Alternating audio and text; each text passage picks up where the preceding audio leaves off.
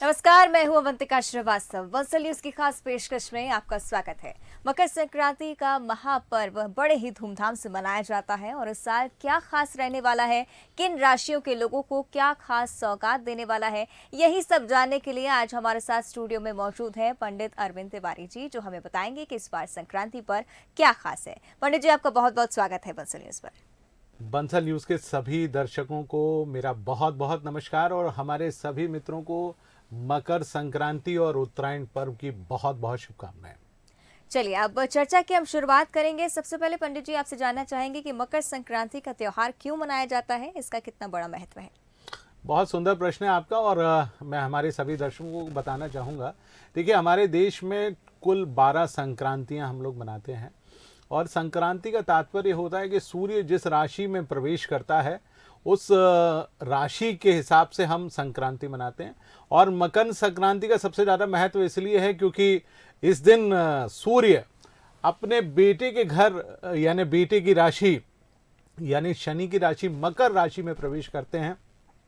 क्योंकि वो एक महीना धनु राशि यानी गुरु की राशि में होते हैं, जिस महीने को हम लोग अमूमन मल मास, खर मास या विभिन्न प्रकार के महीनों के रूप में जानते हैं। और ऐसा माना जाता है कि सूर्य एक महीने तक मलिन अवस्था में होते हैं और उनकी जो मलिन किरणें हैं हमारे ऊपर पड़ती हैं और जैसे ही सूर्य अपने बेटे की राशि यानी मकर राशि में प्रवेश करते हैं वैसे ही वो शुद्ध हो जाते हैं। तो हमारे ऊपर एक महीने तक जो मलिन किरणें पड़ी हुई हैं, जिसके चलते हम पवित्र सरोवर में स्नान करने जाते हैं, पवित्र नदियों में स्नान करते हैं या घर पर ही गंगा जल, यमुना जल या नर्मदा जल से हम स्नान करते हैं। इस प्रकार हम अपने आप को पवित्र करते हैं। यही कारण है कि सूर्य जब मकर राशि में प्रवेश करता है तो उसको हम मकर संक्रांति कहते हैं। वैसे द्वादश संक्रांतियों को मनाने का भी अपना एक अलग महत्व है।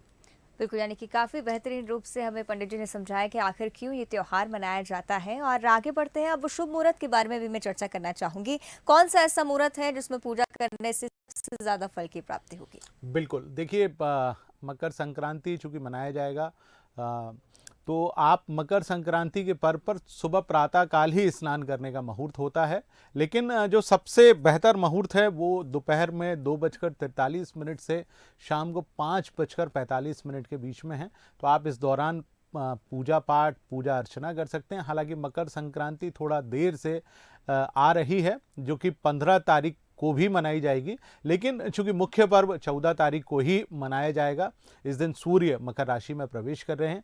तो आप प्रातःकाल स्नान करें, स्नान करने के उपरांत पूजा पाठ करें। क्योंकि आज के दिन भगवान विष्णु की भी पूजा अर्चना की जाती है, माता महालक्ष्मी की पूजा अर्चना की जाती है और सबसे ज़्यादा सूर्य नारायण की पूजा अर्चना की जाती है। सूर्य एकमात्र देवता हैं जो कि इस पृथ्वी को जीवित बचाने में उनकी सबसे बड़ी भूमिका है। जीवन जो आज इस पृथ्वी पर मौजूद है वो केवल और केवल भगवान सूर्य नारायण के कारण है। तो हम आज भगवान सूर्य की उपासना करेंगे। सूर्य उपासना का ये पर्व कहलाता है और इनकी उपासना करने से नवग्रहों की शांति भी होती है, क्योंकि नवग्रहों में सबसे बड़ा ग्रह सूर्य है, जिसके चारों तरफ सारे ग्रह चक्कर लगा रहे हैं। तो हमको आज भगवान सूर्य नारायण की विधि पूर्वक पूजा अर्चना करना चाहिए, जिससे भगवान सूर्य न केवल हमको यश, मान, सम्मान और प्रतिष्ठा प्रदान करें, अपितु हमारे जीवन में लाभ भी वो हमको दें। अतः आज के दिन आप भगवान सूर्य की उपासना अवश्य करें। और बिल्कुल, जिस तरह से पंडित जी हर एक त्योहार का अपना एक महत्व होता है, इसी तरह आपसे समझना चाहेंगे कि पौराणिक कथाओं के अनुसार मकर संक्रांति का क्या महत्व है। बिल्कुल, देखिए, पौराणिक कथाएं कुछ इस प्रकार से हैं कि भगवान सूर्य के पुत्र थे शनि, और शनिदेव चूंकि उनके घर आते नहीं थे, दोनों पिता और पुत्र के बीच में कहीं ना कहीं जो है मतभेद बना रहता था। लेकिन हनुमान जी महाराज जब सूर्य को लेकर आए, जब शनि को लेकर आए भगवान सूर्य नारायण के पास, तब भगवान सूर्य ने कहा कि मैं तुम्हारे घर अवश्य रहने आऊँगा। चूँकि एक बार भगवान सूर्य के कारण शनिदेव का घर नष्ट हो चुका था, तो वो उनके घर पधारे। 2 महीने के लिए भगवान सूर्य नारायण शनि की राशि में प्रवेश करते हैं। सबसे पहली राशि मकर राशि होती है, जिसको हम मकर संक्रांति के पर्व के रूप में मनाते हैं। दूसरा जो है कुंभ संक्रांति आती है, इसके बाद इसके अगले महीने ही आती है। तो सबसे ज़्यादा चूँकि महत्व मकर संक्रांति का, चूँकि मल मास के उपरांत ही हम स्नान ध्यान करते हैं। पौराणिक काल में चूँकि मकर संक्रांति मनाई जाती थी, सभी लोग इस पर्व पर एक साथ इकट्ठे होते थे, हर्षोल्लास के साथ इस पर्व को मनाया जाता था। प्राचीन काल में मकर संक्रांति मनाने के बारे में हमारे वेद पुराण और ख़ासतौर से महाभारत काल में हमको पता लगता है कि जब सूर्य अपना अयन चेंज करते हैं, क्योंकि सूर्य 6 महीने तक 2 अयन में होते हैं। सूर्य मकर संक्रांति से पहले तक दक्षिणायन होते हैं, और जैसे ही सूर्य मकर राशि में प्रवेश करते हैं वैसे ही वो अपना अयन चेंज कर लेते हैं, अर्थात देवताओं का जो दिन होता है वो प्रारंभ हो जाता है, और हम उत्तरायण के रूप में इस पर्व को मनाते हैं। और साथ ही पंडित जी, आपने जिस तरह से महाभारत का उल्लेख किया है, ये भी समझना चाहूंगी जिस तरह से भीष्म पितामह ने संक्रांति के समय की प्रतीक्षा की प्राण त्यागने के लिए, इस तरह से संक्रांति और मोक्ष का भी कोई रिश्ता है? बिल्कुल, मैं आपको बताऊं कि संक्रांति और मोक्ष का अपने आप में बहुत बड़ा रिश्ता है। देखिए, सूर्य जब उत्तरायण होते हैं तो ऐसा माना जाता है कि मोक्ष के द्वार खुल गए हैं, और हम इस समय जब उत्तरायण में सूर्य होते हैं, अर्थात देवशयनी एकादशी से पहले पहले तक सूर्य उत्तरायण होते हैं। जिन लोगों की मृत्यु इस समय होती है, ऐसा माना जाता है कि उनको सीधा मोक्ष की प्राप्ति होती है। तो मोक्ष की प्राप्ति का संबंध मकर संक्रांति से है। यही कारण है कि जो भीष्म पितामह थे, वो उन्होंने शरशैया यानी बाणों की सैया पर लगभग उन्होंने 1 मास तक वो लेटे रहे। चूँकि महाभारत काल चलता रहा, महाभारत का युद्ध समाप्त होने के उपरांत भी उन्होंने अपने प्राण नहीं त्यागे। वो सूर्य के अयन चेंज करने यानी उत्तरायण होने की प्रतीक्षा कर रहे थे, ताकि उनको मोक्ष की प्राप्ति हो सके। और जिस दिन सूर्य उत्तरायण हुआ यानी मकर संक्रांति के दिन ही उन्होंने अपने प्राण त्यागे थे, जब सूर्य मकर राशि में प्रवेश किया। तो ऐसा माना जाता है कि इस समय देवताओं के दिन होते हैं, देव सोकर उठ जाते हैं, देवताओं का आशीर्वाद हमको प्राप्त होता है। तो यही संबंध है भीष्म पितामह और मोक्ष के द्वार के बीच का। और बिल्कुल जिस तरह से देखा जाता है कि हर एक त्योहार का राशियों पर भी काफ़ी प्रभाव पड़ता है, इसी तरह से पंडित जी से जान लेते हैं कि आखिर मकर संक्रांति में ऐसी कौन सी 4 विशेष राशियां हैं जिन पर सबसे ज़्यादा प्रभाव पड़ने वाला है? बिल्कुल, देखिए, मकर संक्रांति पे जो 4 प्रमुख राशियां हैं जिनके ऊपर सबसे ज़्यादा प्रभाव पड़ने जा रहा है, उनमें सबसे पहली राशि है सिंह राशि। देखिए, सिंह राशि से चूँकि सूर्य का गोचर जो है वो 6ठे भाव में होता है, यानी 6ठे भाव में जब जाता है तो सिंह राशि के लिए बेहद शुभ फलकारी साबित होता है। क्योंकि 5वां सूर्य था जिसमें बहुत ज़्यादा लाभ नहीं प्राप्त होता, तो सबसे ज़्यादा लाभ प्राप्त होने वाला है सिंह राशि वाले जातकों को। उसके बाद की जो राशि आती है वो है कन्या राशि। देखिए, कन्या राशि वाले जातकों की राशि से सूर्य 4थे भाव में था, अब वो 5म भाव में प्रवेश करेगा। तो कन्या राशि वाले जातकों के जीवन में जितने भी कष्ट परेशानियाँ उत्पन्न हुई, बहुत ज़्यादा वो परेशान थे, उनकी परेशानियों में कहीं ना कहीं काफ़ी हद तक कमी आएगी। उनको बेहद लाभ की स्थिति होगी। ख़ास तौर से कहीं ना कहीं उनको अचानक लाभ प्राप्त होने की भी काफ़ी हद तक संभावना है। इसके बाद की जो सबसे महत्वपूर्ण राशि है वो है वृश्चिक राशि।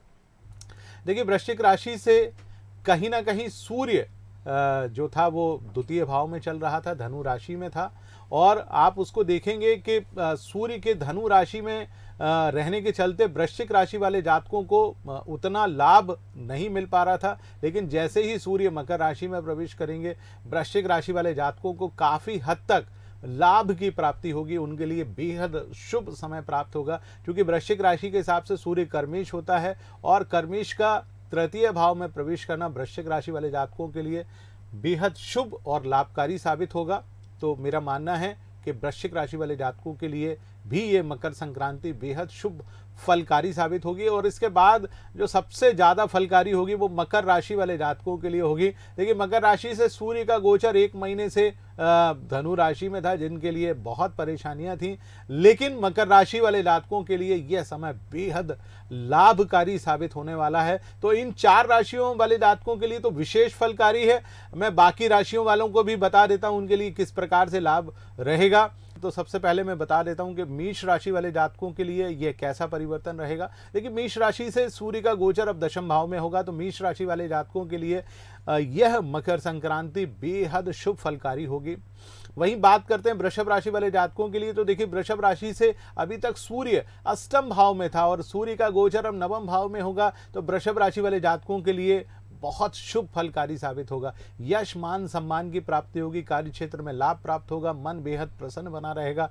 प्रेम संबंधों के लिए भी यह समय बेहद शुभ फलकारी होगा। वहीं हम बात कर लेते हैं मिथुन राशि वाले जातकों के लिए थोड़ा सा कमजोर रहेगा, क्योंकि अष्टम भाव में सूर्य का गोचर है, कहीं ना कहीं आपको तकलीफ दे साबित होगा। थोड़ा सा ध्यान रखें, मित्रों और परिजनों को लेकर तकलीफ हो सकती है।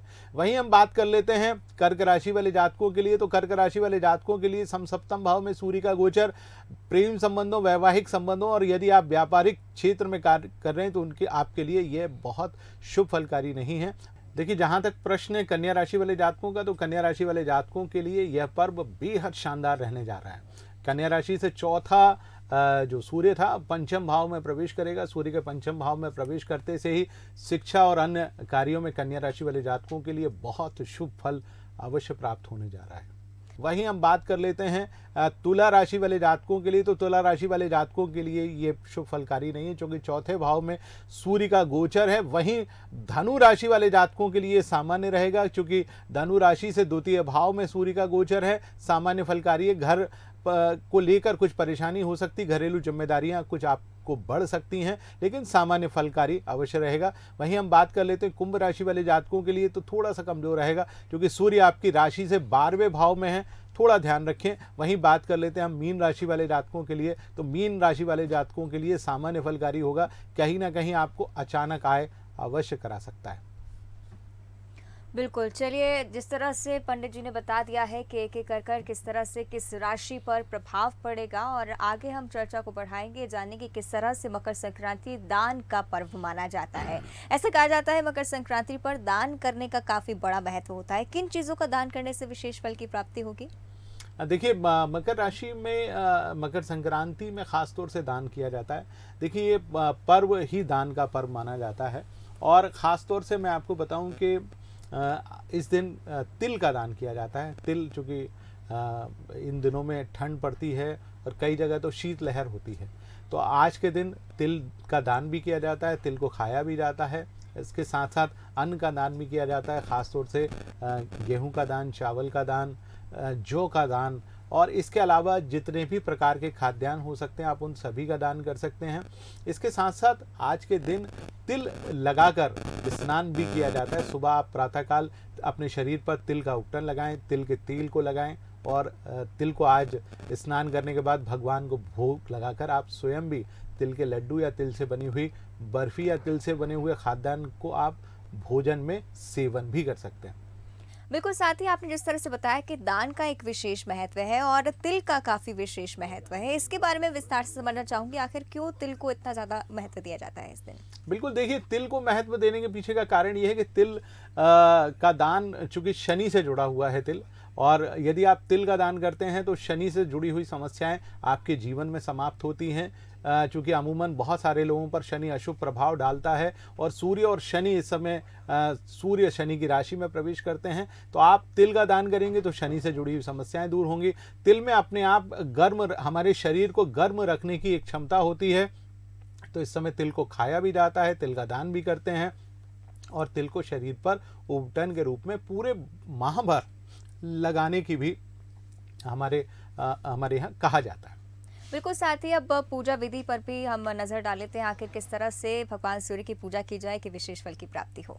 बिल्कुल, आज के दिन प्रातःकाल आप भगवान सूर्य नारायण को जल चढ़ाएं। एक लोटे में जल ले लें और उसके साथ थोड़ा सा सिंदूर ले लें, सफ़ेद रंग के आप चावल ले लें, और उसके साथ साथ लाल रंग का पुष्प आप अपने साथ में ले लें, और उसके बाद आप भगवान सूर्य को थोड़ा जल चढ़ाएं। भगवान सूर्य नारायण को थोड़ा सा सिंदूर चढ़ाएं, उनको लाल रंग का पुष्प चढ़ाएं, गुड़ चढ़ाएं, तिल का भोग लगाएं, और साथ ही साथ भगवान सूर्य नारायण की आप आरती करें, जिससे भगवान सूर्य नारायण आपके ऊपर पड़ रहे जितने भी अशुभ ग्रह के दोष हैं उन सभी दोषों का वो शमन कर सकें।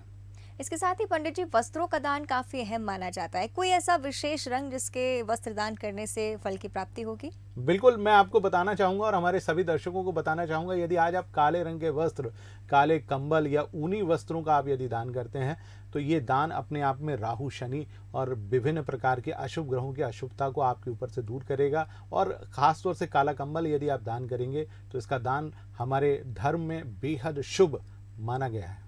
साथ ही पंडित जी, कई बार ऐसा होता है, कई ऐसे विशेष योग बनते हैं जिससे देश और दुनिया के हालातों पर भी विशेष प्रभाव इसका पड़ता है। इस बार ऐसा कोई योग? बिल्कुल, आप देखिए कि सूर्य का जो प्रवेश हो रहा है इस समय, लगभग 29 सालों के बाद ये स्थिति बनी है जब सूर्य मकर राशि में प्रवेश करेंगे और शनि भी, जो उनके पुत्र हैं, वो भी मकर राशि में प्रवेश करेंगे। तो यह योग हमारे देश के लिए बहुत महत्वपूर्ण है। और आप देखिए कि 1 महीने तक पिता और पुत्र एक ही राशि में रहना अपने आप में भारतवर्ष के लिए बहुत ही सुखद माना जाएगा। भारतवर्ष की जो समस्याएं हैं, खासतौर से जनता और जनता से जुड़ी हुई समस्याएं, क्योंकि भारतवर्ष की जो कुंडली है वो वृषभ लग्न की कुंडली है, कर्क राशि का देश है। सप्तम भाव में शनि का बैठना ठीक नहीं माना जाता और सूर्य वहां पर बैठकर हमारे देश में जो हमारे देश के ऊपर जो पड़ रहे दुष्प्रभाव हैं, जनता को जो परेशानियां हैं, उसका शमन कहीं ना कहीं अवश्य करेंगे। साथ ही पंडित जी, और आप जिस तरह से बात कर रहे हैं कि देश में काफी सारी समस्याएं हैं, कोविड एक बड़ी समस्या बनी हुई है, क्या इसके लिए कोई अच्छे संकेत? बिल्कुल, मैं आपको बताना चाहूँगा कि चूँकि हमारे यहाँ जब भी कोविड का प्रभाव बढ़ा है, जब शनि और गुरु ये दोनों एक दूसरे के साथ रहे हैं, खासतौर से राहु का एक ऐसा दृष्टि संबंध बनता है, तो हमारे देश में और खासतौर से दुनिया में कोविड बहुत तेज़ी से बढ़ता है। लेकिन शनि को सूर्य के प्रभाव के चलते मुझे लगता है कि कोविड के प्रकरणों में कुछ ना कुछ कमी अवश्य आएगी। हालांकि मंगल ग्रह का गोचर 16 तारीख से ही धनु राशि में हो रहा है, जो वृश्चिक राशि से निकलकर भारतवर्ष की कुंडली के अष्टम भाव में प्रवेश करेगा, वो भी थोड़ा सा कष्ट देगा। लेकिन सूर्य के कुंभ मकर राशि में प्रवेश से निसंदेह कोविड के प्रकरणों में कमी अवश्य आएगी। बिल्कुल, और जिस तरह से हम देखते आ रहे हैं बचपन से ही, मकर संक्रांति को पतंग उड़ाने का विशेष त्योहार माना जाता है। क्या विशेष इसके लिए? देखिए, प्राचीन काल में क्या होता था कि हमारे यहाँ संदेश भेजने के बहुत सारे उपाय नहीं होते थे, तो पतंग पर लिखकर हम दूर देश में संदेशा भेजा करते थे। और पतंग उड़ाना अपने आप में एक समृद्धि और खुशहाली का प्रतीक माना जाता है। तो आज के दिन, उत्तरायण के दिन, पतंग उड़ाना, एक प्रकार से उत्सव मनाना, आकाश में रंग बिरंगी जब पतंगें उड़ती हैं और उनको लोग देखते हैं तो मन बेहद प्रसन्न होता है। तो पतंग उड़ाना हमारे यहाँ प्राचीन काल का एक बहुत बड़ा उत्सव है।